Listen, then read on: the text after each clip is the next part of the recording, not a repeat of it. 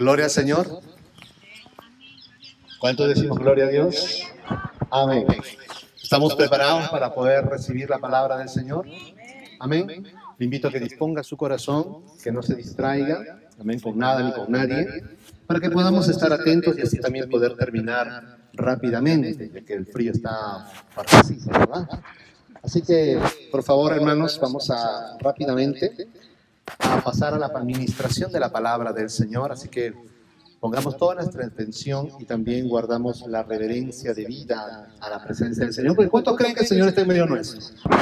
Amén. La palabra dice que donde están dos o tres reunidos en mi nombre, ahí estoy yo en medio, dice el Señor. Y este siempre ha sido el deseo del Señor, ¿verdad? Dios ha querido siempre habitar en medio de los hombres, en medio de su pueblo, sobre todo de los hombres y mujeres que le aman y que le temen y hacen su voluntad. Por eso es que hay una constante que está, hermanos, en la Torá, en los profetas, en los salmos, en los proverbios, hasta el libro de Apocalipsis. Hay una constante de una palabra, una promesa, que el Señor dice: y yo seré su Dios y ellos serán mi pueblo. Eso lo va a encontrar usted así, lineal, hasta el libro de Apocalipsis. Porque es el deseo de Dios.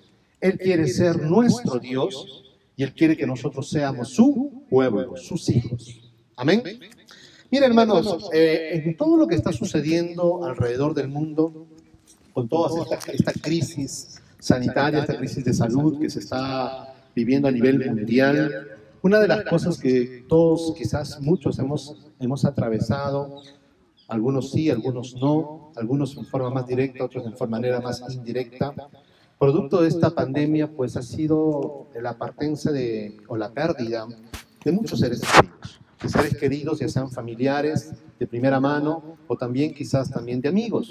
Usted sabe, hermanos, que la pandemia aún no ha terminado, sigue y se teme incluso que inicie una segunda ondada, ¿verdad? Hay un temor. Usted sabe que en España está aumentando nuevamente, hermanos, los índices de contagios, en Francia, y todo el mundo nuevamente está en la expectativa, hermanos, de todo lo que, y el temor, la zozobra, la incertidumbre de todo lo que habrá de pasar y lo que habrá de venir en el porvenir.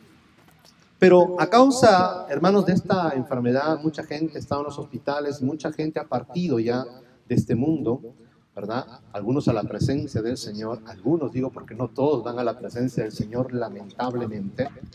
Y quisiera que nosotros podamos en esta mañana reflexionar justamente en algo que acontecerá, ya sea que nos toque partir, o ya sea que vivamos y el Señor venga por segunda vez. Y si hay algo que todo ser humano, creyente o no creyente, tendrá que enfrentar delante de su Creador, es un juicio. Amén. Es un tema que hoy, lamentablemente, ya no se habla mucho en las congregaciones, ¿verdad? Hoy en las congregaciones se habla de prosperidad, de vivir bien en este mundo, de cómo ser rico, los siete secretos para ser exitosos en esta vida, pero ya no se habla de aquello que habrá de venir y que todo ser humano tendrá que enfrentar. Pues la palabra dice que está establecido que el hombre muera una sola vez y después de esto, ¿qué cosa? El juicio. Escúcheme bien, está establecido, Dios ha establecido que el hombre muera una sola vez y después de esto, o sea, después de su muerte, venga el juicio.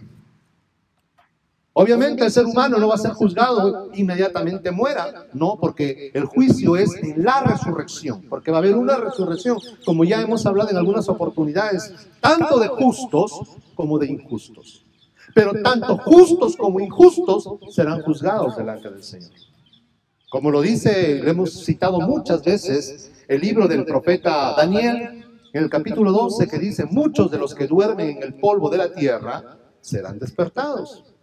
Unos para vida eterna y otros para vergüenza y confusión perpetua. Los entendidos, ¿qué dice?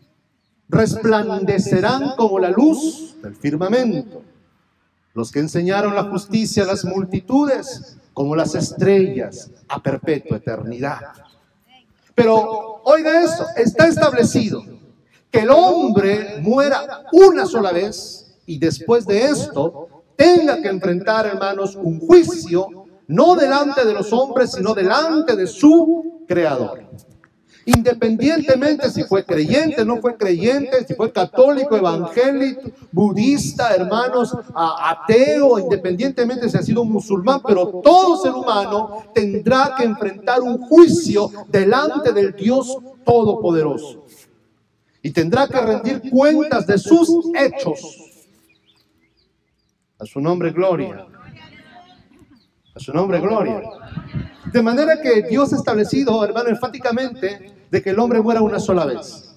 Así que aquí no hay reencarnación, ¿verdad? Que uno después de muerte puede volver a reencarnarse y vivir. Hay gente que piensa que ha vivido 7 vidas, ¿verdad? Como los gatos, ¿verdad? Que tienen 7 vidas, que han tenido otras vidas porque tienen recuerdos, memorias de lugares y que ellos en su vida han visitado, ¿verdad? Y dicen, bueno, eso fue en tu otra vida.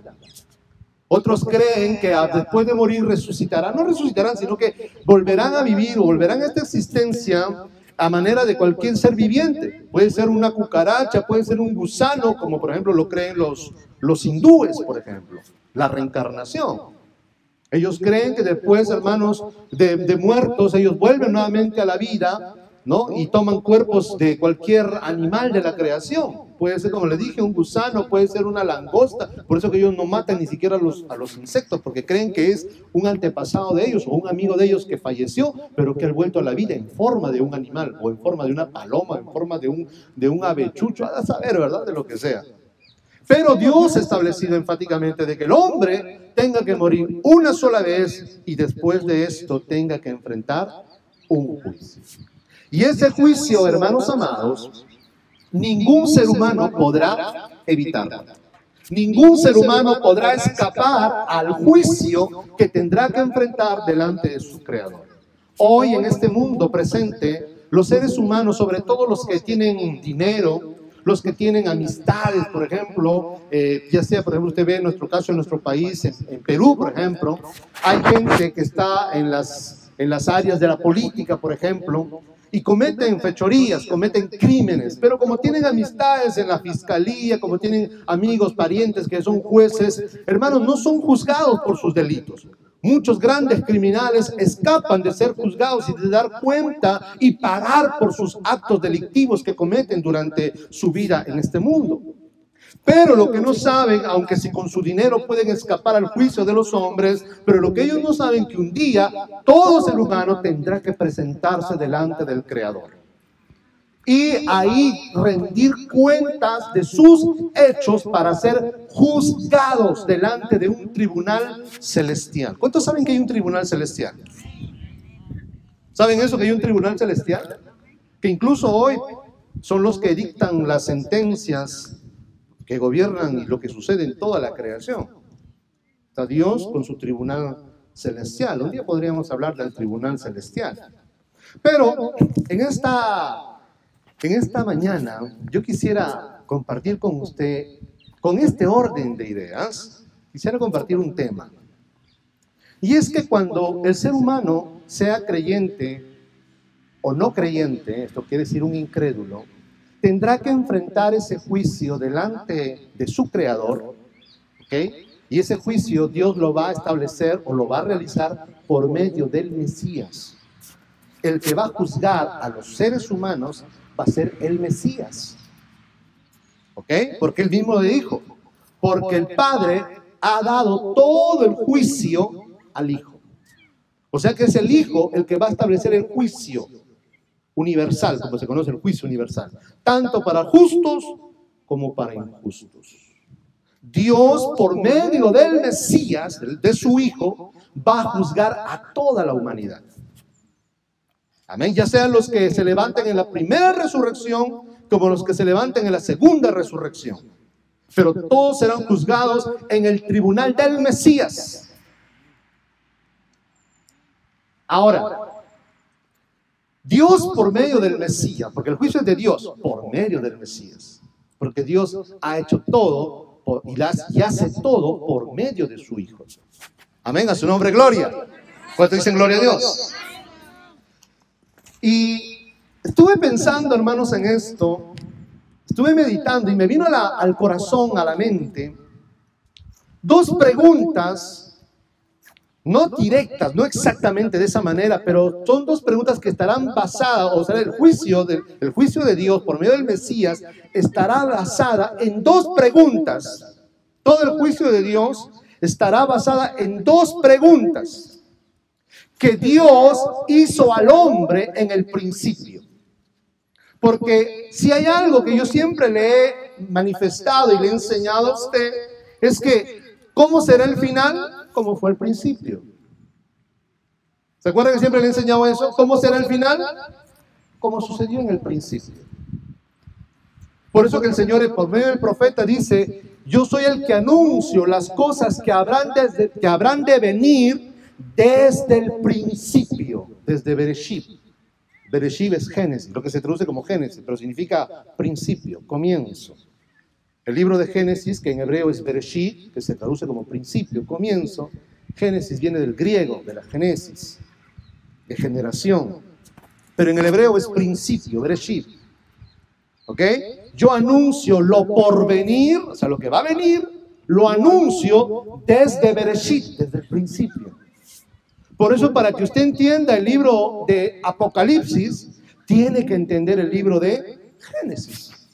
Si usted no entiende Génesis, o no lee Génesis, no estudia Génesis, no entenderá correctamente el libro de Apocalipsis. Entonces, tal como fue en el principio, así será en el final. Entonces, mire, hay dos preguntas que el Dios hizo al hombre en el principio. Y en base a esas dos preguntas será el juicio del final. En base a esas dos. No es que van a ser solamente dos preguntas, pero en base a esas dos preguntas se establecerá todo el juicio que Dios, hermanos, establecerá y juzgará a los hombres en el final de los tiempos. ¿Cuántos me están entendiendo? ¿O no me entiende la idea? ¿No me entiende? ¿Cuántos no me entienden la idea? ¿Entienden lo que les estoy manifestando, lo que les estoy enseñando? Al fin de los tiempos va a haber un juicio, el juicio universal, sea de creyentes como de incrédulos. Y ese juicio estará basado en dos preguntas, ¿okay? En dos preguntas. O sea, todo ese juicio se va a realizar en base a dos preguntas que Dios hizo en el principio, cuando creó al hombre.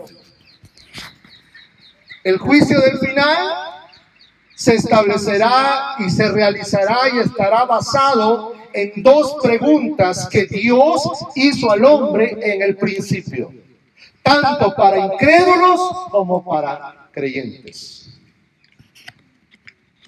Entonces, esto es lo que quiero enseñarles en esta mañana. Y tal vez no vamos a ver las dos hoy día, vamos a ver una nada más. Y el siguiente domingo veremos la siguiente, porque es un poquito largo. Y usted se me va a congelar y va a terminar como un marciano. No de Marte, ¿no? Sino como un chupete, como un yachol. Así que el tema para esta mañana es dos preguntas que Dios hará al hombre. Y nuevamente le explico, no es que Dios va a hacer solamente dos preguntas, sino que en base a estas dos preguntas se establecerá todo el juicio que Dios establecerá a cada ser humano. Por medio de estas dos preguntas, o en base a estas dos preguntas, se realizará el juicio a todo ser humano, tanto creyentes como no creyentes. ¿Amén? ¿Cuántos me han entendido hasta acá? Gloria a Dios. Gloria a Dios. Entonces vamos a leer nuestro texto que se encuentra en 2 de Corintios, la segunda carta o la segunda epístola del apóstol Pablo a los Corintios, en el capítulo 5, verso 10. Gloria a Dios. Son dos preguntas que Dios hará, pero que están íntimamente relacionadas la una con la otra. Dice 2 Corintios capítulo 5, verso 10, en el nombre de Jesús: Porque es necesario, escuche bien lo que el apóstol va a decir, en este caso a los creyentes, es necesario que todos nosotros, diga conmigo, todos nosotros, comparezcamos ante el tribunal de Cristo. Escúcheme bien, todos vamos a comparecer, es necesario que todos comparezcamos ante el tribunal de Cristo. ¿Pero para qué? Para que cada uno reciba según lo que haya hecho mientras estaba en el cuerpo, sea bueno o sea malo. Entonces Pablo, escribiendo a la iglesia de Corinto, les dicen: hermanos, recuerden esto, es necesario que todos, y no se va a escapar absolutamente ninguno, sino que todos comparezcamos ante el tribunal de Cristo. Todos nosotros comparezcamos ante el tribunal de Cristo. ¿Para qué? Para que cada uno obviamente sea juzgado y reciba según lo que haya hecho mientras estaba en el cuerpo, sea bueno o sea malo.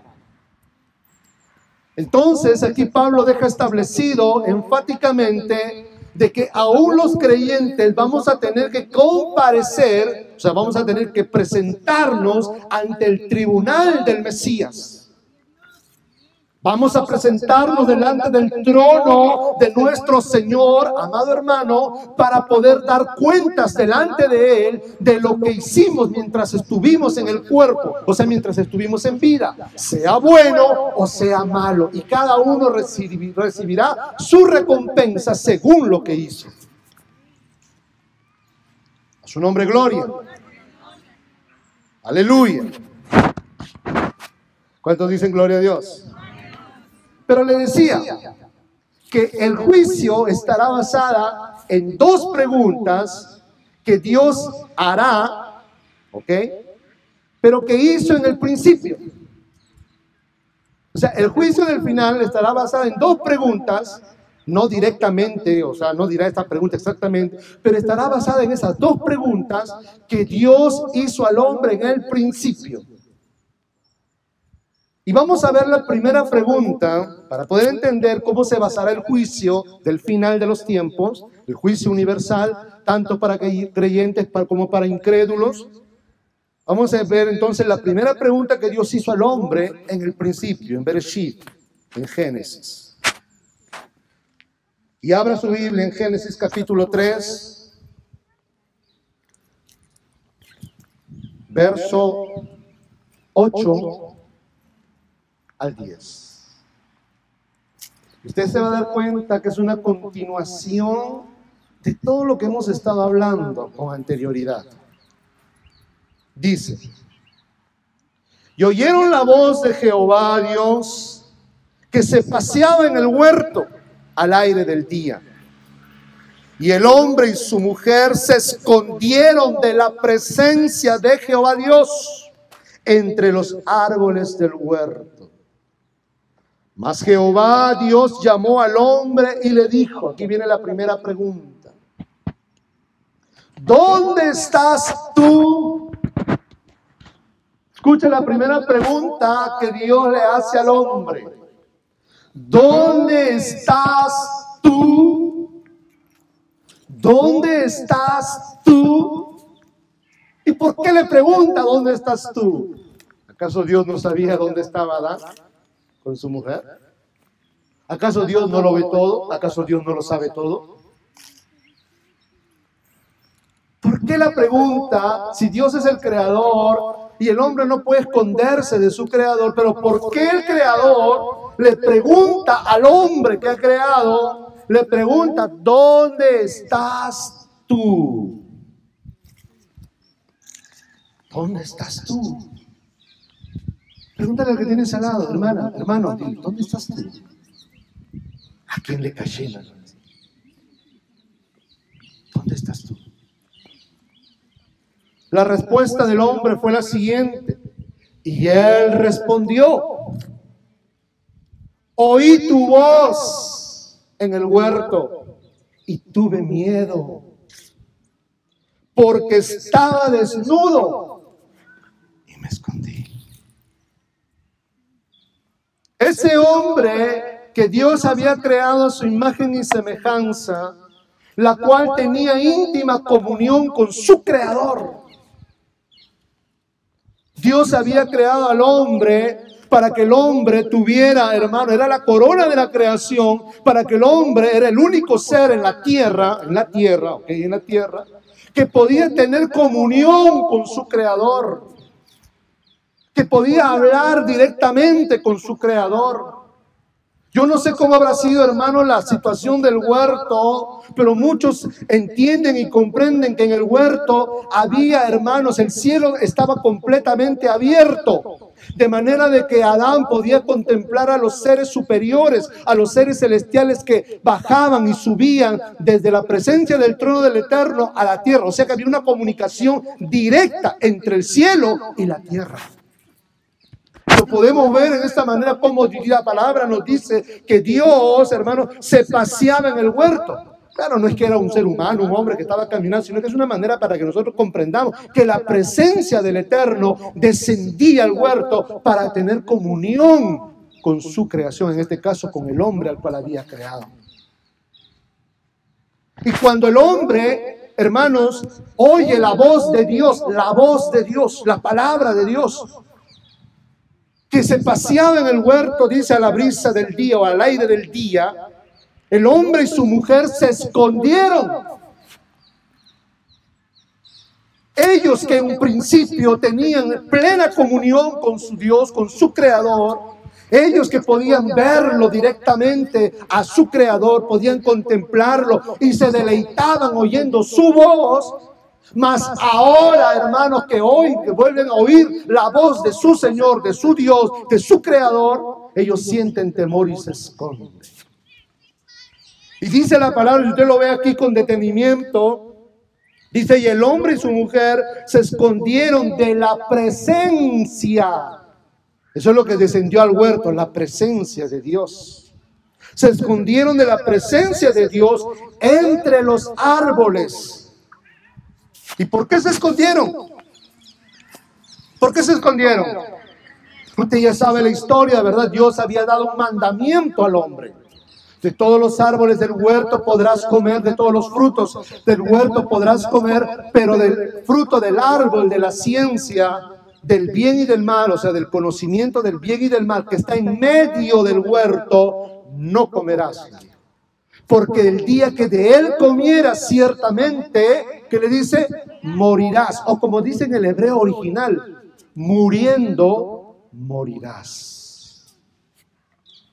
Esto es interesante. Y una vez se lo enseñé, hermano. Yo recuerdo que es interesante cuando en el hebreo dice, nuestras traducciones dicen ciertamente morirás, ¿verdad? Porque consideran esa palabra como una afirmación contundente, una reafirmación.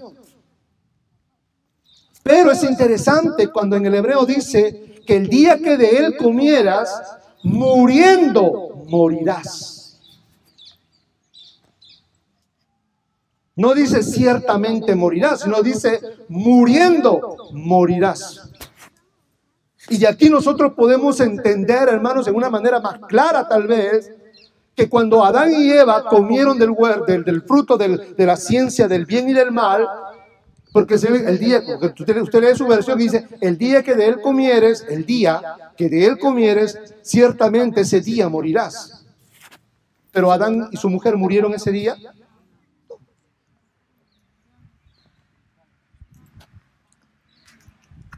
¿Murieron o no murieron? Sí, murieron. Conforme a lo que el Señor les dijo, muriendo morirás. El día que Adán y Eva comieron del fruto que les había sido prohibido, empezó en ellos el proceso de la muerte. Ellos habían sido creados para alimentarse de un fruto que era el fruto de la vida, del árbol de la vida. Y mientras ellos se mantuvieran comiendo de ese fruto, ellos habrían de vivir eternamente, porque el hombre como creación de Dios no tenía vida eterna en sí mismo, como es Dios. La vida de Dios no depende de nadie. Él no necesita comer nada para vivir eternamente. Mientras que el hombre sí, la vida eterna que él tenía dependía de poder alimentarse o de estar alimentándose de un fruto, que era el fruto del árbol de la vida. Él podía comer de todos los frutos, pero por sobre todo del fruto del árbol de la vida, que era lo que le daba al hombre vida eterna. Pero cuando el hombre come del fruto que Dios le dijo que no debía comer, dice que su mente, o sea, su entendimiento se les abrió, sus ojos se abrieron, eso significa su entendimiento, y se dieron cuenta, lo primero que se dieron cuenta es de que estaban desnudos. Y lo primero que hacen, ¿qué cosa es? Cubrirse. Y se tejen ellos, ¿qué cosa? Delantales, o como dicen otras versiones, taparrabos, porque era lo que realmente se hicieron, taparrabos, o sea, cosas con hojas de higuera. ¿Cuántos han visto la hoja de la higuera? Es bien suavecita, mórbida, aterciopelada, ¿verdad? ¿Así es la hoja de la higuera? No, es áspera. ¿Cuántos conocen la hoja de la higuera? Levante su mano. ¿Nadie más ha tocado la hoja de la higuera? Es grande, pero es áspera. Hermanos, ¿cuántos han sentido la lengua del gato? Ahorita cuando el gato se pone cariñoso y le da una lambida, ¿ha visto su lengua que es bien suavecita, verdad? No, es bien igualito que la lengua del gato. Así es la hoja de la higuera, áspera. Miren lo que el hombre encontró, o lo primero que encontró para poder cubrir su vergüenza, su desnudez: hojas de higuera. Y con esas hojas de higuera se hicieron ellos taparrabos. Pero cuando ellos comieron, empezó en ellos el proceso de la muerte. Por eso que ellos, a partir de ahí, comienza el proceso del envejecimiento. ¿Qué cosa es el envejecimiento? No es otra cosa que el proceso de la muerte. Poco a poco, conforme usted llega a una determinada edad, a partir de los 30 años, comienza el declive. Y ahí comienza a morir. Usted comienza a morir prácticamente. ¿Cuántos saben que usted comienza a morir? Usted y yo comenzamos a morir. El ser humano, a partir de los 30 para arriba, comienza su proceso de muerte. Comienza a morir. Y le van muriendo las neuronas. Le van muriendo, ¿qué cosa? Las células que le dan color al cabello, por eso después te tiene que recurrir a los tintes. ¿Sí o no? Porque nos volvemos canosos. Pero eso es un proceso de muerte. Se queda chimuelo. ¿Por qué se queda chimuelo? Porque es un proceso de muerte. Los dientes se le caen. La vista se le acorta. Y el hombre, ahí comienzan las células, por eso que uno se va arrugando. ¿Por qué? Porque son células que van, ¿qué cosa? Van muriendo. Claro que en el caso de Adán y Eva y su mujer y sus descendientes, ese proceso duró ¿cuánto? Casi 1000 años. Para que ellos pudieran poblar la tierra. Mire, una cosa tremenda que estuve leyendo, hermanos, que me he quedado totalmente sorprendido. ¿Cuántos? Es un paréntesis, hago un paréntesis. ¿Cuántos creen usted que sería la población mundial antes del diluvio? ¿De cuánto cree usted que sería la población mundial antes del diluvio? O sea, ¿cuántos habitantes tendría la tierra antes de que el Señor enviara el juicio del diluvio?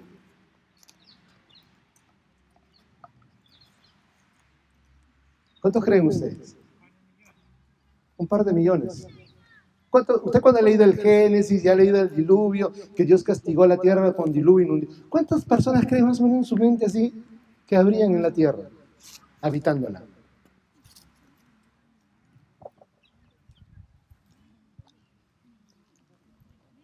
¿Cuánto? 3.000. ¿Quién da más? 2 millones, dijo él, un par de milloncitos. ¿Quién da más?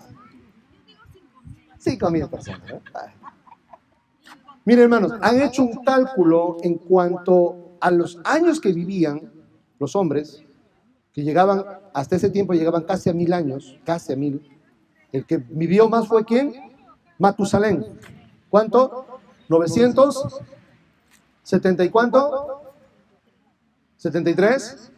Bueno, por ahí, ¿verdad? 970 y tantos años. ¿Cuánto? No. Matusalén vivió 970 y tantos años. Es el que más vivió.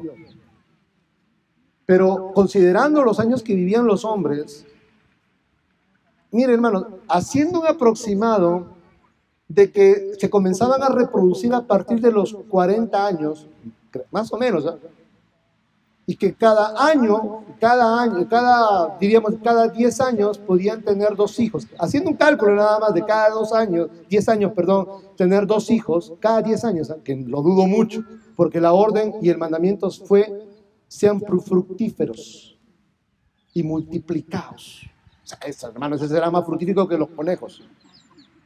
Pero han hecho un cálculo, haciendo matemáticamente, teniendo 2 hijos cada 10 años, y de acuerdo a la cantidad de años que ellos vivieron, a partir de los 40 para arriba en su reproducción, para el tiempo del diluvio, se ha hecho un cálculo, que en la tierra había aproximadamente más de 20.000 millones de habitantes, más de las que hay hoy en día.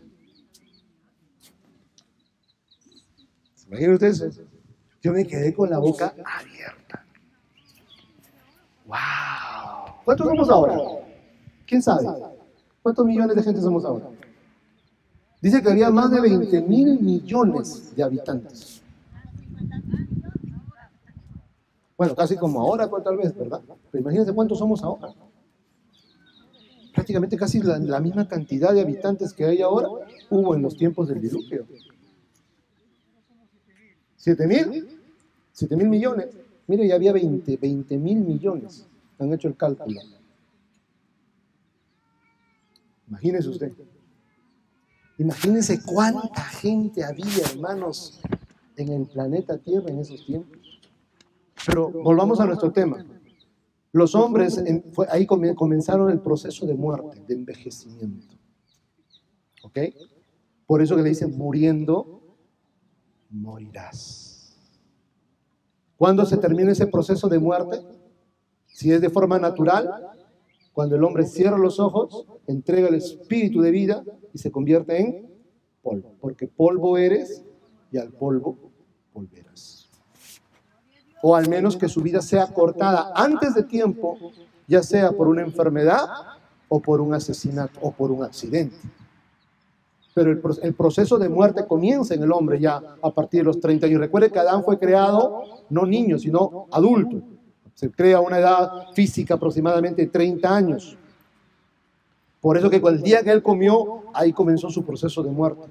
¿Cuántos años vivió Adán? 930, ¿verdad? 30 o 30 y tantos. Vivió Adán. Entonces él no llegó ni siquiera. Ahora, esa es una interpretación. Otra interpretación también es que el Señor le dijo, el día que de él comieres, ese día morirás. Hablando en el tiempo de Dios. Recuerde que para Dios un día es como 1000 años y 1000 años como un día. Por lo tanto, en el reloj de Dios, para Dios 1000 años es un día para él. Por lo tanto, por eso que ni Adán y Eva, ni ninguno de sus descendientes llegaron a los 1000. Prácticamente en el tiempo de Dios, en ese día, en este periodo de 1000 años, en ese día murieron. Ninguno pasó los 1000 años. O sea, ninguno pasó el día en el tiempo de Dios. Son 2 explicaciones. Amén a su nombre. Pero volvamos a la pregunta. ¿Dónde estás tú? Adán y Eva, hermanos, se esconden de la presencia del Señor por causa de su pecado. Y se esconden entre los árboles del huerto, habiendo cubierto, mire, ahora si ellos se habían cubierto con hojas de higuera, se habían hecho taparrabos, ¿por qué se escondieron? Si ya se habían tapado su desnudez, supuestamente. Es porque no solamente, hermanos, estaba el ataque de la conciencia de que habían desobedecido al Señor, sino que aún lo que ellos habían hecho no había tapado completamente su desnudez. Ellos, a pesar de que se habían cubierto sus partes más íntimas con hojas de higuera, se habían hecho delantales o taparrabos, ellos igualmente se sentían, aún así, se sentían desnudos, descubiertos. Y por eso que tuvieron que esconderse de la presencia del Señor entre los árboles del huerto. Entonces el Señor, hermano, desciende al huerto y se está paseando, hermanos, en la brisa de la tarde y lo llama a Adán y le dice, viene la pregunta, ¿dónde estás tú? ¿Dónde estás tú? A su nombre. Usted conoce la historia, el hombre tiene que compadecer, ahí hubo un juicio. Tuvo que compadecer delante de su creador, el hombre, la mujer y la serpiente al final también. Y se dictó la sentencia para los tres, tanto para el hombre, tanto para la mujer, como también para la serpiente y también para la creación al final, por causa del hombre. Vamos a Génesis capítulo 3, verso 22. De manera que a causa del pecado, el hombre se escondió de la presencia del Señor por cuanto estaba desnudo. Por eso que hemos hablado, hermano, ya mucho acerca de la desnudez. Él sintió vergüenza, sintió temor, sintió miedo a causa de su desnudez. ¿Por qué? Por causa de su desobediencia, por causa de su pecado. De manera que el pecado lo que había hecho, escúchame, le voy a explicar un ratito, el pecado lo que había hecho es que había cortado la comunión que el hombre tenía con su creador. Y en vez de sentir deleite, en vez de sentir alegría de la presencia de su Dios, de la presencia de su creador, de la presencia de su Padre, de oír la voz de su Dios, sintió temor, sintió vergüenza, sintió miedo y se escondió de la presencia de Dios. Por eso que Dios le pregunta, ¿dónde estás tú? Y recuerden lo que le estoy enseñando, que el juicio del final se basará a dos preguntas que Dios le hizo al hombre en el principio. Y la primera es esta, ¿dónde estás tú? ¿Dónde estás tú? En base a esta primera pregunta es que Dios juzgará a todo ser humano al fin de los tiempos. Leamos ahora Génesis capítulo 3, verso 22. Y dice, y dijo Jehová Dios, he aquí que el hombre es como uno de nosotros, sabiendo el bien y el mal. Ahora pues, que no alargue su mano y tome también del árbol de la vida y coma y viva para siempre. Y lo sacó Jehová del huerto del Edén para que labrase la tierra de que fue tomado. Echó pues fuera al hombre y puso al oriente del huerto de Edén querubines y una espada encendida que se revolvía por todos lados para guardar el camino del árbol de la vida. Entonces, ¿cuál fue el juicio, la sentencia? Que Dios echa al hombre de su presencia, del hábitat que Dios había creado para que el hombre tuviera comunión con su Dios. Porque mire, hermano, ¿cuántos se acuerdan del tabernáculo? Este mensaje tiene mucho de estudio, por eso un poquito para que usted aprenda ciertas cosas. ¿Cuántos se acuerdan del tabernáculo? ¿Cuántos saben lo que es el tabernáculo? Levante su mano. Levante su mano todos los que saben lo que es el tabernáculo. ¿Tienen idea de lo que es? ¿Qué cosa era? A ver, levanten. ¿Quiénes son? Muy pocos, ¿verdad? La palabra tabernáculo era una tienda de campaña. Esas tiendas, como usted ve, esas tiendas que se levantan allá al fondo, ahí miren, tiendas que se levantan de campaña. Israel sale de Egipto y está en el desierto y ellos habitan en tiendas de campaña porque son lugares donde ellos habitaban en forma, ¿qué cosa? No estable, sino que eso se sacaba, las estacas, se recogía las tiendas, se lo envolvían todo y se lo llevaban. Llegaban a otro lugar, ahí acampaban. Eran tiendas de campamento, lo que le llaman. ¿Ok? Esos son tabernáculos. Dios quiso siempre, como le dije, el deseo de Dios fue siempre habitar en medio de su pueblo. Por eso que Dios manda a Moisés, cuando ellos llegan al Sinaí, manda a Moisés que levante un tabernáculo de reunión, así se llamaba, la tienda de reunión. ¿Ok? Una tienda en la cual iban a haber ciertos muebles, ciertos accesorios que Dios le dijo a Moisés que tenía que construir. ¿Pero para qué? ¿Cuál era la finalidad del tabernáculo? Y ese tabernáculo que tenía que estar en medio del campamento. Las tribus iban a acampar en los 4 ángulos. El tabernáculo en medio, iban a acampar, las 12 tribus tenían que acampar en los 4 ángulos. Y el tabernáculo, la tienda, que era el santuario, la representación del santuario de Dios en la tierra, iba a estar en medio de las 12 tribus. ¿Pero para qué? Para que Dios se encontrara con su pueblo. El deseo de Dios era que Dios quería reunirse y habitar en medio de su pueblo. Y ahí está el tabernáculo, que estaba de 3 partes. Atrio o patio, ¿verdad? El lugar santo y el lugar santísimo. Este tabernáculo tiene mucha riqueza espiritual y mucha enseñanza. Ese tabernáculo habla mucho, por ejemplo, de la obra redentora, habla de la iglesia, habla de muchas cosas, muchas sombras proféticas hay ahí. Pero constaba de 3 partes. El atrio, que estaba al aire libre, estaba rodeado con cortinas, pero tenía la luz del día. Después ya venía el tabernáculo como tal, la tienda como tal, hecha por pieles y confeccionada de distintos colores. Ahí en el tabernáculo estaba dividido en 2, el santo y el santísimo.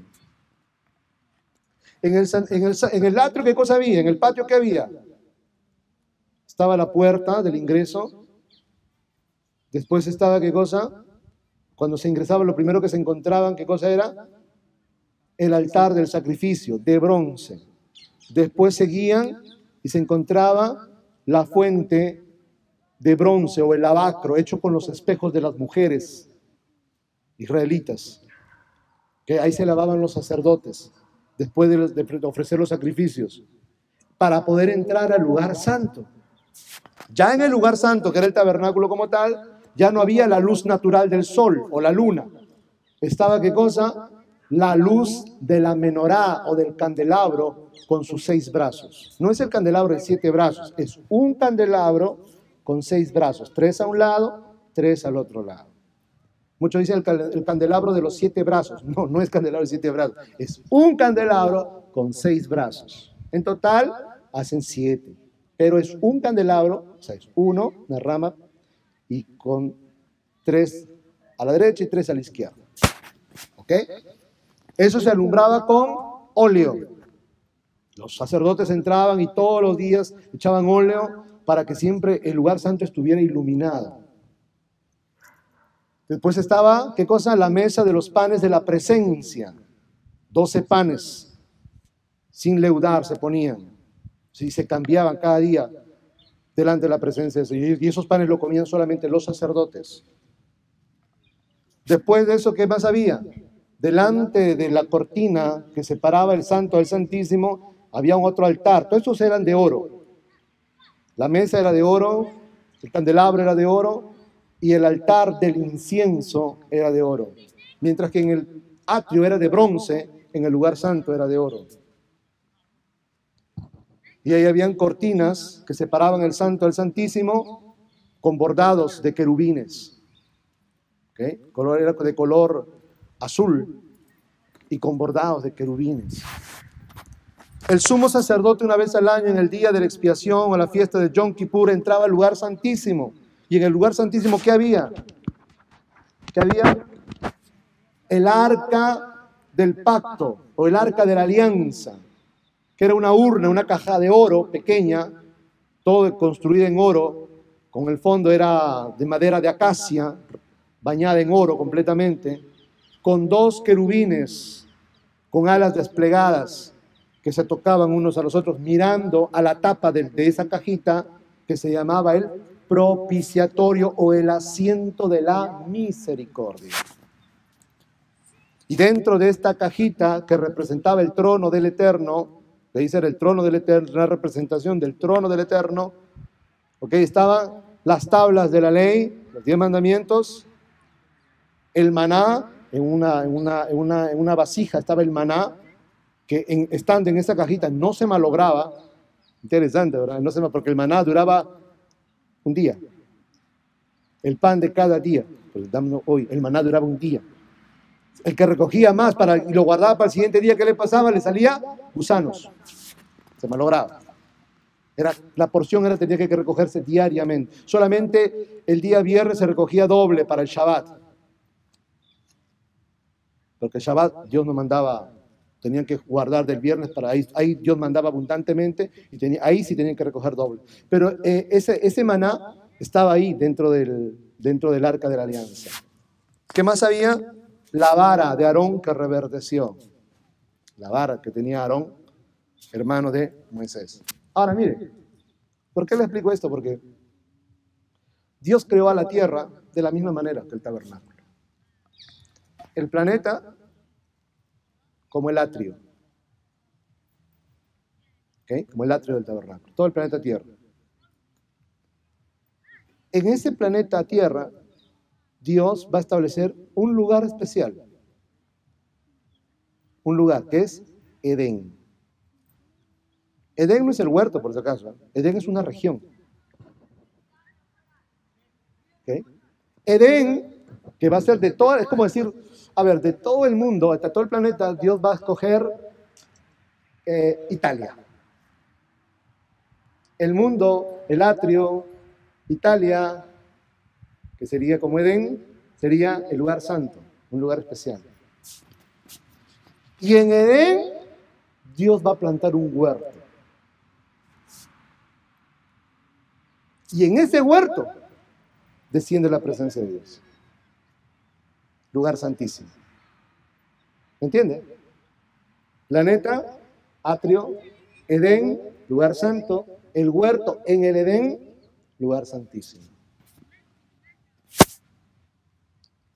En el atrio hay la revelación natural. El mundo recibe revelación de Dios natural. ¿Se acuerdan que Pablo dice en Romanos que Dios se ha revelado al hombre por medio de qué? De la creación. Hay luz natural. El hombre viendo la creación, el sol, la luna y las estrellas, puede llegar a la conclusión de que hay un creador. Porque su eterno poder y deidad se hacen visibles por medio de las cosas creadas. Lo invisible de Dios, su eterno poder y deidad, se hacen visibles por medio de lo creado. O sea que el hombre puede conocer a su creador por medio de la creación. A su nombre, gloria. Esa es la revelación del atrio, luz natural. En el santo ya no hay luz natural, ya no hay revelación natural de la naturaleza. Recuerde que el atrio estaba alumbrado por el sol y la luna y las estrellas. En el lugar santo, la luz que ilumina es la luz de la menorá. ¿Y con qué se alumbraba la menorá? Con el óleo. Y el óleo de oliva, ¿qué representa en las Escrituras? ¿A qué simboliza el óleo de oliva en las Escrituras? Al Espíritu de santidad o al Espíritu Santo. Entonces en el lugar santo viene otra revelación de parte de Dios para los hombres, pero por medio de su Espíritu Santo, a través de seres humanos.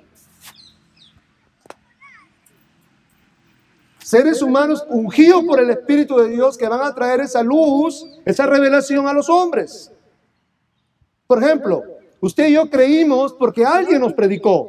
Amén. Recibimos la revelación de Dios por alguien que nos compartió el mensaje del Evangelio, porque esa persona estaba, hermanos, investida con el Espíritu de santidad. Era como un candelabro. En él fluye, en esa persona fluía el Espíritu de Dios, como ahora fluye en usted y en mí. Y así nosotros podemos llevar esa luz de Dios a otras personas. Pero es una revelación siempre humana. Mientras la otra era por la creación, esta es una revelación humana, pero en aquellos que tienen el Espíritu de Dios. En cambio, en el lugar santísimo ya no hay la luz artificial.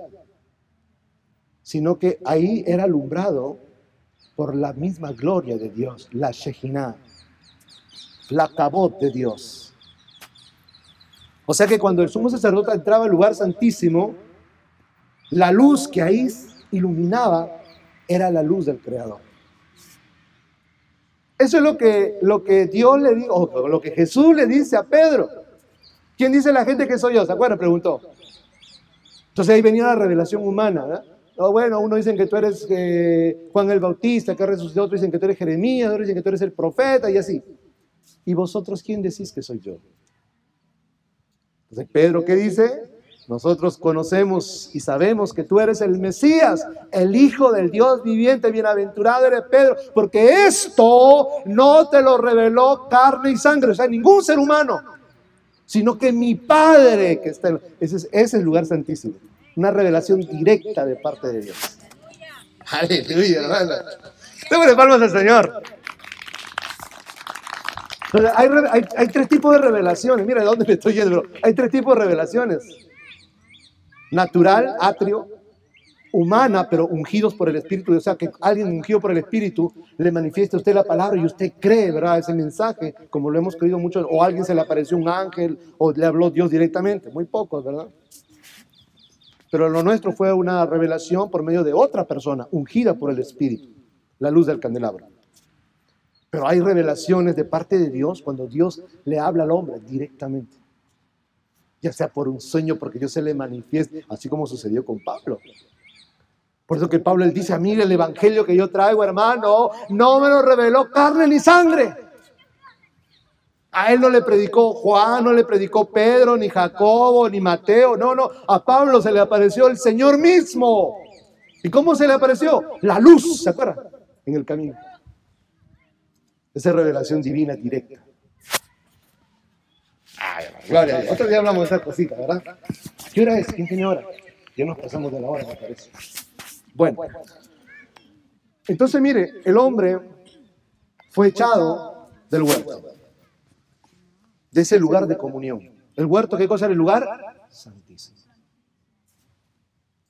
Y ya no solamente, hermanos, incluso tal vez ya no solamente, ni siquiera iba a estar en el Edén, sino que lo iban a sacar al atrio, como dicen, al mundo. Y en el mundo iba a habitar. Un mundo que cuando él la iba a cultivar, espinos y cardos le iba a producir. Y Dios, hermanos, puso querubines que resguardaran el camino que llevaba al huerto, para que el hombre no entrara y alargara su mano y en esa condición de pecado pudiera comer del fruto del árbol de la vida y pudiera seguir viviendo en esa condición pecaminosa. Note que, recuerden, que la vida eterna del hombre dependía de alimentarse del árbol de la vida. A partir de ahí, usted conoce, hermano, empieza toda la desgracia de la raza humana. Ahí comienza. Toda la desgracia de la raza humana comienza porque existe por causa del pecado una separación entre Dios y los hombres. El hombre comienza a vivir una vida lejos de Dios, apartado de Dios, de esa comunión íntima que tenía con su Creador cuando se encontraba en el huerto del Edén. ¿Y todo por qué? Por causa del pecado. El pecado hizo que se rompiera, hermano, la comunión que el hombre tenía con su Creador. Pero hablo de esa comunión directa, esa comunión donde el hombre podía contemplar a su Creador y podía hablar y deleitarse oyendo la voz de su Creador. Ahí comenzó toda la desgracia de la humanidad. Y los hombres, hermanos, empezaron a caminar y a reproducirse y, hermanos, a poblar la tierra y caminar cada vez más lejos, más lejos, más lejos y más lejos de la presencia de Dios. Más lejos, hermanos, de la gracia de Dios. Más lejos de la gloria de Dios. Más lejos de la comunión de Dios, como el hijo pródigo que se va a una provincia apartada para estar lejos de su padre. De la misma manera, el hombre, por causa de su pecado y por medio de que se va sumergiendo más y más en el pecado, en la maldad y la iniquidad, comienza a alejarse más y más y más y más de su Creador. Y comienza la desgracia, hermano, el hombre comienza a experimentar lo que es la desgracia y la tristeza que trae la muerte, cuando el hombre había sido creado para vivir eternamente, pero por causa del pecado, no solamente, hermano, vino la desgracia, sino que entró la muerte en el mundo. Porque la paga del pecado, ¿qué cosa es? Muerte. Y hoy en día, hermanos, hasta hoy en día, cada uno de nosotros experimentamos, ya sea en forma directa e indirecta, la tristeza que trae el pecado que nuestros primeros padres cometieron en el huerto, que es la muerte. Cuando perdemos un ser querido, es algo, hermanos, que uno no se puede recuperar rápidamente. Es una tristeza que llena el corazón, que embarga el corazón, la pérdida de un ser querido, ver morir una madre, ver morir un padre, ver morir a tus hijos o a tus hermanos o a tus amigos. Es algo terrible. Los que lo han experimentado lo saben, pero todo eso es por causa del pecado. Es la sentencia final del ser humano, que muera una sola vez, pero que después de esto, ¿qué cosa vendrá? El juicio.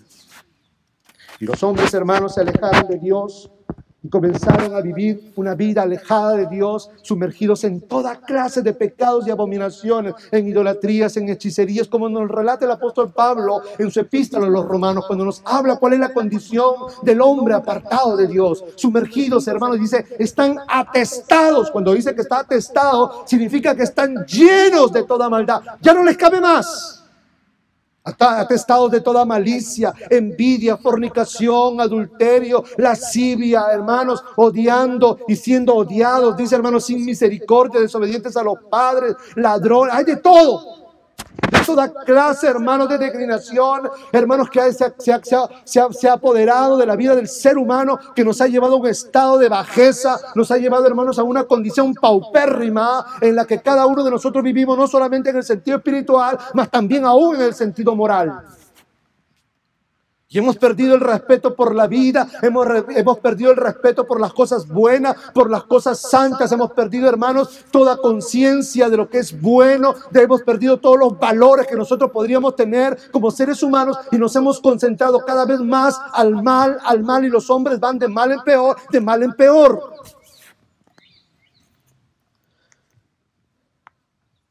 Pero Dios es rico en misericordia.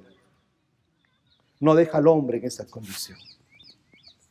Porque el propósito y el plan de Dios fue que el hombre viviera eternamente en plena comunión con su Creador. Y es por eso que Dios, hermanos, hace algo. Y es que Dios nuevamente, en este caso para salvar al hombre, manda a su Hijo unigénito. Nuevamente, ese camino que llevaba al huerto y que conducía al árbol de la vida, aquel árbol que tenía como fruto proporcionar la vida eterna al hombre, la cual se le había negado en el principio, Dios abre nuevamente ese camino. Y ese camino se llama Cristo Jesús. Por eso dice, hermanos, el Evangelio de Juan capítulo 1, verso 4, en Él, o sea, en Cristo estaba la vida, y la vida era la luz de los hombres. Cristo Jesús es el árbol de vida, es el árbol que Dios ha enviado a este mundo y ha plantado en medio de este mundo para que todos los hombres ahora puedan acercarse y comer de su rico fruto y así nuevamente obtener la vida que habían perdido en el principio. Cristo Jesús, hermano, Él es el árbol de vida, Él es la vida. Por eso dice, en Él estaba la vida y la vida era la luz de todos los hombres. Démosle fuertes palmas al Señor. Aleluya. Gloria a Dios. Primera de Juan, capítulo 4, verso 9, dice, en esto se mostró el amor de Dios para con nosotros, en que envió a su Hijo unigénito al mundo para que vivamos por Él. Oiga, hermano querido, mire, Dios había puesto querubines, que eran ángeles guardianes, para guardar el camino al huerto, y el hombre en su condición pecaminosa no pudiera coger del fruto del árbol de la vida y vivir para siempre en ese estado pecaminoso. Pero Dios, hermanos, enviando a su Hijo y ofreciéndolo como sacrificio por el pecado, y Cristo derramando su sangre, hermano querido, hizo posible que Él sea el fruto que da vida colgado en un árbol que es la cruz del Calvario. Es por eso que Cristo, hermano, no murió ahorcado, no murió, hermanos, quemado, Él no murió fusilado, Él tuvo que morir crucificado. ¿Por qué? Porque la cruz, el madero, era el árbol y era el fruto de la vida que había de proporcionar vida a todos los hombres. A su nombre, gloria. La desobediencia en el árbol que el primer hombre cometió en el huerto, fue reivindicada por la obediencia del postrer Adán en otro árbol, en la cruz del Calvario. En un huerto el hombre hizo su voluntad en vez de la voluntad de su creador. El primer Adán.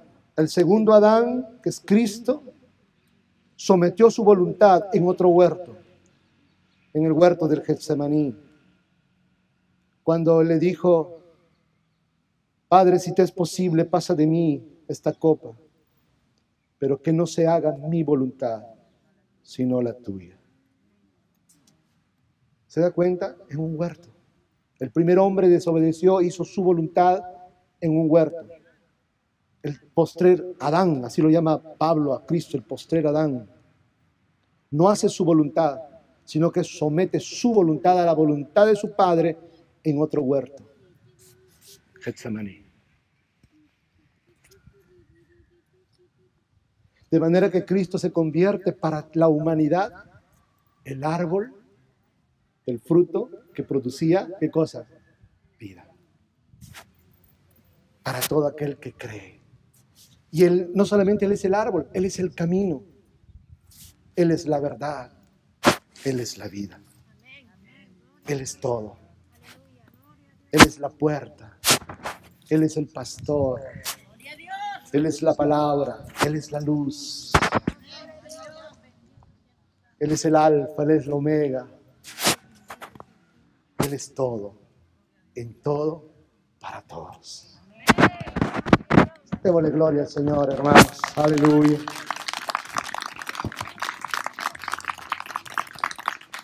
Por eso dice, para que nosotros comprendamos lo que Dios ha hecho por nosotros, Juan nos dice: en esto mostró el amor de Dios para con nosotros, en que Dios envió a su Hijo unigénito al mundo, para que vivamos por Él.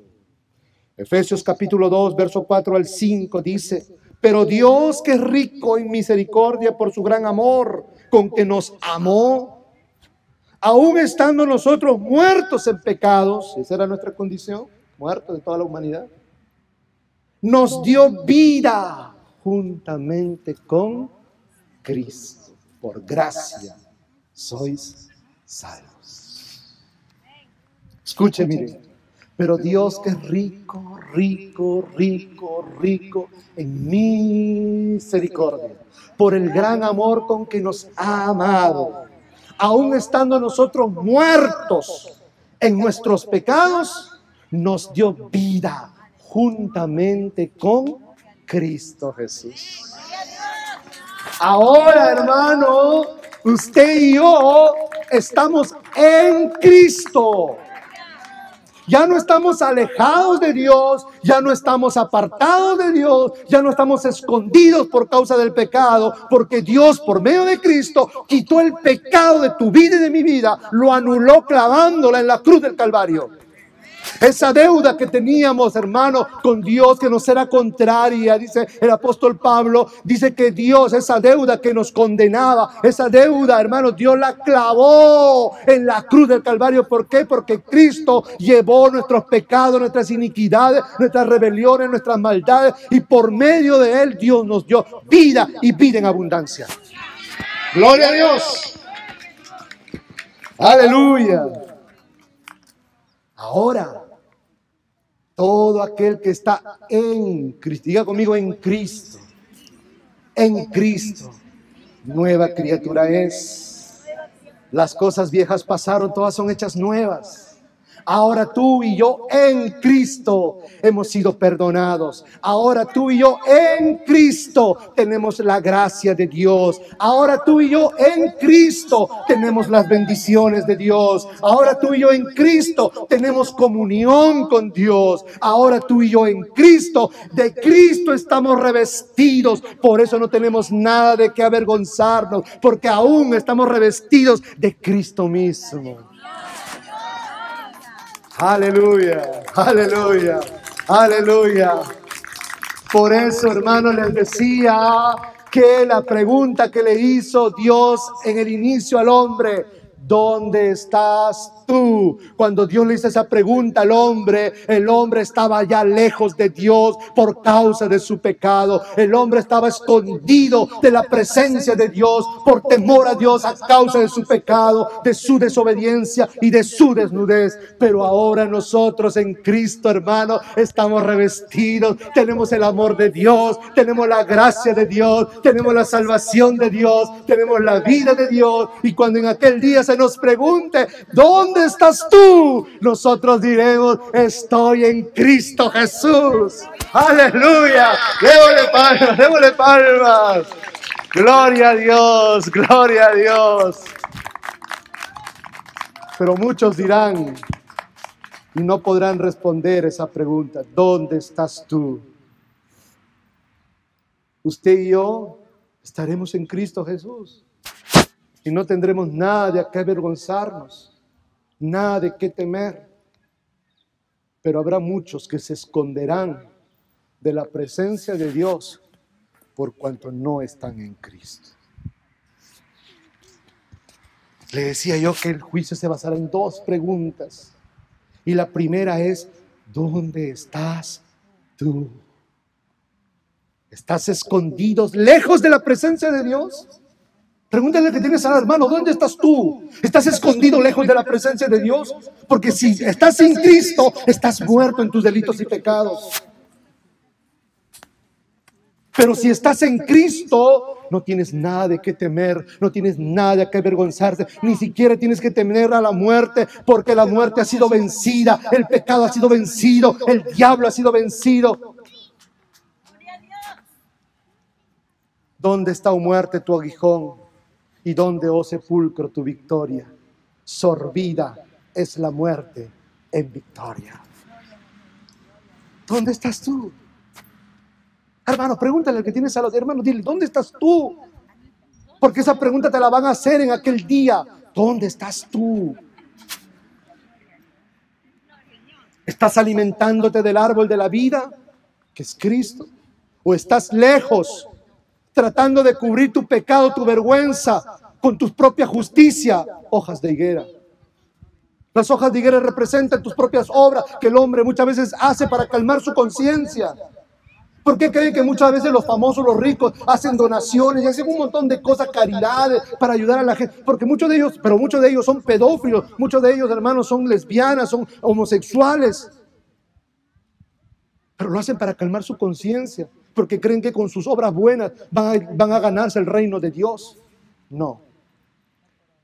Diga conmigo: no es por obras, para que nadie se gloríe. No son con hojas de higuera, diga, no son con hojas de higuera que vas a tapar tu desnudez. Tiene que ser Dios mismo sacrificando un animal, un cordero, que Él mismo te vista, que es lo que hizo con nuestros primeros padres. No es con tu propia justicia, es con la justicia de Dios por medio de Cristo Jesús. Por eso, hermanos, la importancia de permanecer en Cristo. Y eso es lo que nos ha venido hablando el Señor todo este tiempo.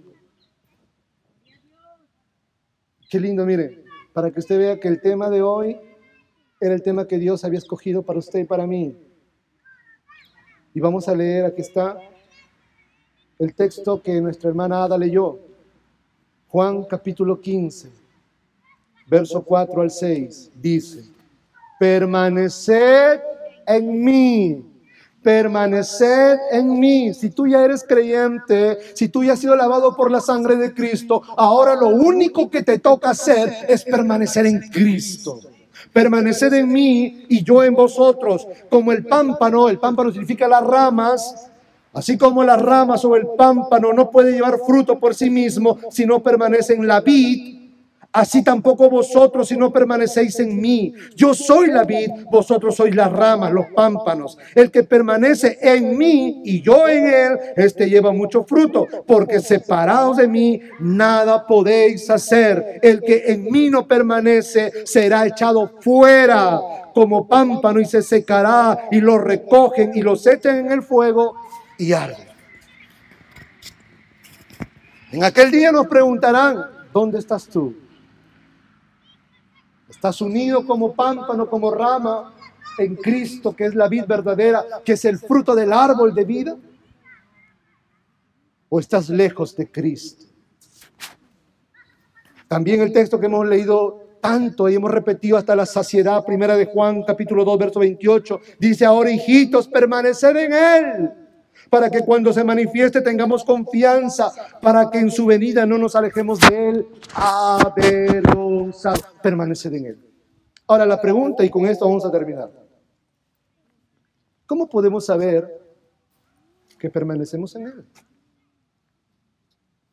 ¿Cómo puede usted saber, tú que ya creíste, tú que ya fuiste bautizado, cómo puedes saber si todavía estás permaneciendo en Cristo?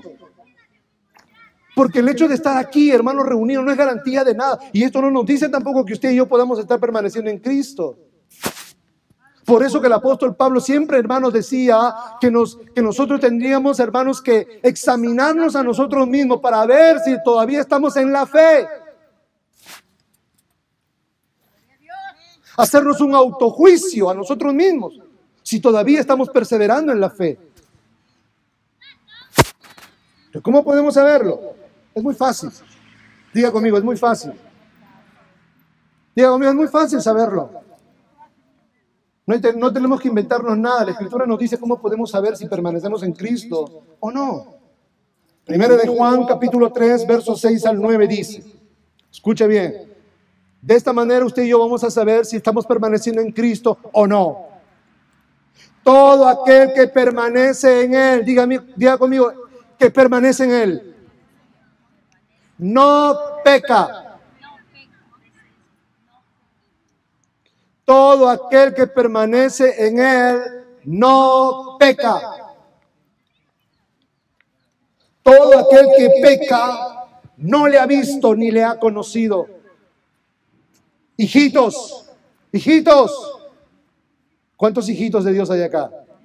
Hijitos, nadie os engañe, que nadie, ni predicador, ni pastor, ni apóstol, ni profeta, ni nadie, escúcheme bien, el que hace justicia es justo como Él es justo.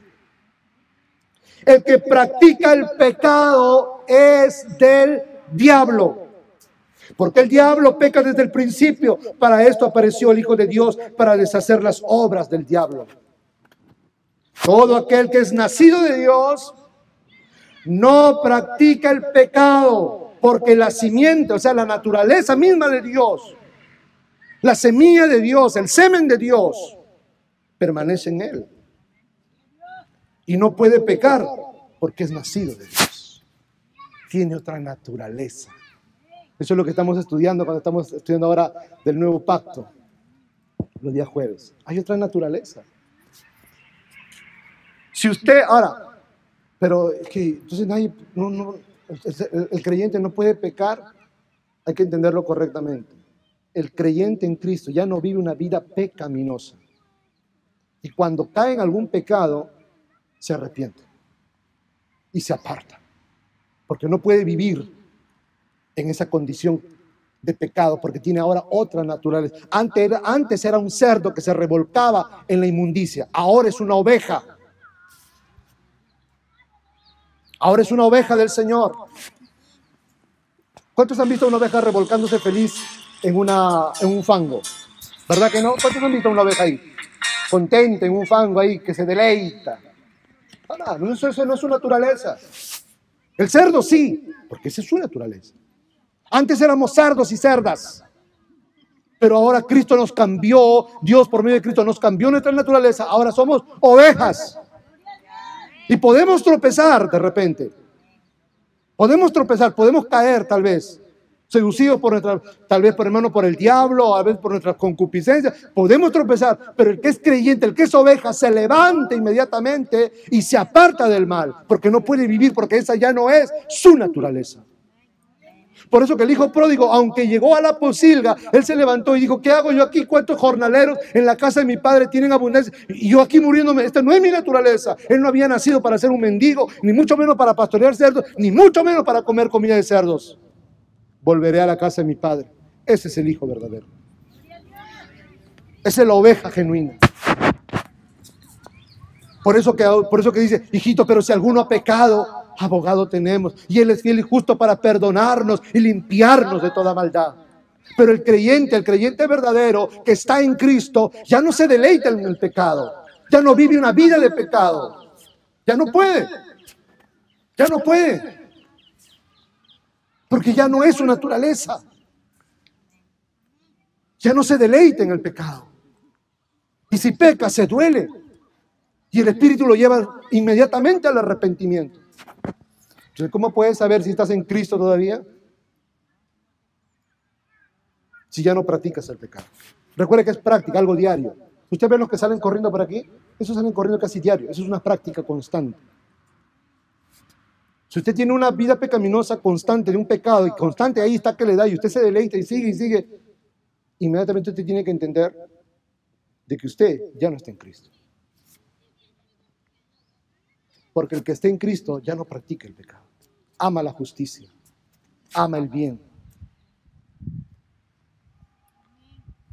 Entonces, antes de que seamos juzgados en aquel día, hagámonos un autojuicio nosotros mismos para ver si estamos permaneciendo en Cristo o estamos lejos de Él. A su nombre, gloria. Démosle fuertes palmas al Señor, hermano. Y termino con la primera pregunta del final. Porque le dije que era la pregunta del final, será la pregunta del inicio. La primera pregunta del final será la primera pregunta del inicio. Apocalipsis capítulo 20, verso 11 al 15 dice: y vi un gran trono blanco y al que se sentaba estando en él, de delante del cual huyeron la tierra y el cielo, y ningún lugar se encontró para ellos. Y vi a los muertos grandes y pequeños de pie ante Dios. Y los libros fueron abiertos. Escuchen, los libros fueron abiertos. Y otro libro fue abierto, el cual es el libro de la vida. Diga conmigo, el libro de la vida. En otros pasajes se le llama el libro de la vida del Cordero. Como en Apocalipsis 13, como en Apocalipsis 16. Se le llama el libro del Cordero, que fue inmolado desde la fundación del mundo. En Apocalipsis 16 dice: los que se hallaron inscritos en el libro de la vida desde la fundación del mundo. Y fueron juzgados los muertos por las cosas que estaban escritas en los libros, según sus obras. Y el mar entregó los muertos que había en él, y la muerte y el Hades entregaron los muertos que habían en ellos, y fueron juzgados cada uno según sus obras. Y la muerte y el Hades fueron lanzados al lago de fuego. Esta es la muerte segunda. Y el que no se halló inscrito en el libro de la vida fue lanzado al lago de fuego. En aquel día se hará esa pregunta: ¿dónde estás tú? A todo ser humano. ¿Dónde estás tú? ¿Estás inscrito en el libro de la vida del Cordero? Eso es estar en Cristo. Eso es estar comiendo del fruto del árbol de la vida.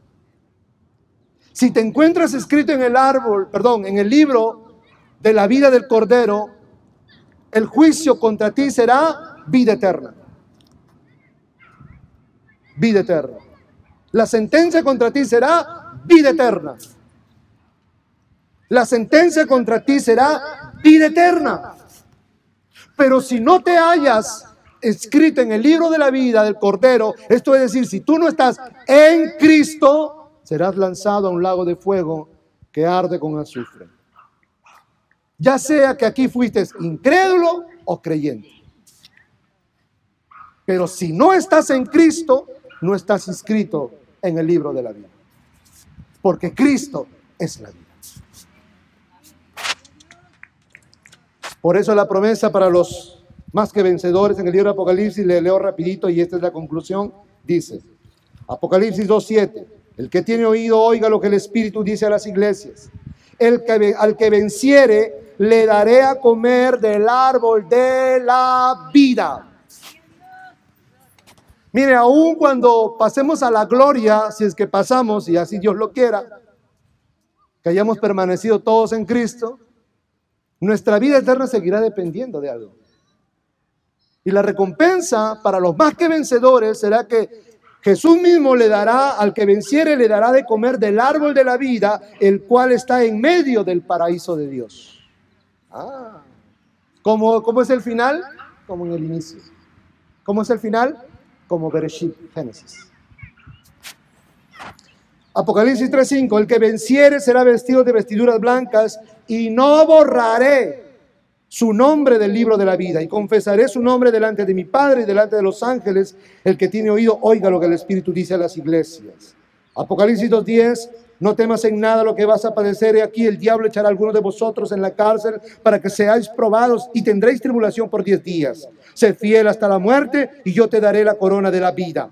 El que tiene oído, oiga lo que el Espíritu dice a las iglesias. El que venciere no sufrirá daño de la muerte segunda.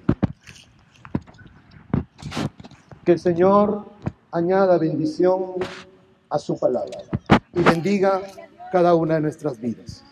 Y que en aquel día, cuando se nos pregunte, ¿dónde estás tú?, puedas decir, yo estoy en Cristo y por tanto mi nombre está escrito en el libro de la vida del Cordero. Que Dios me los bendiga rica, rica, amén.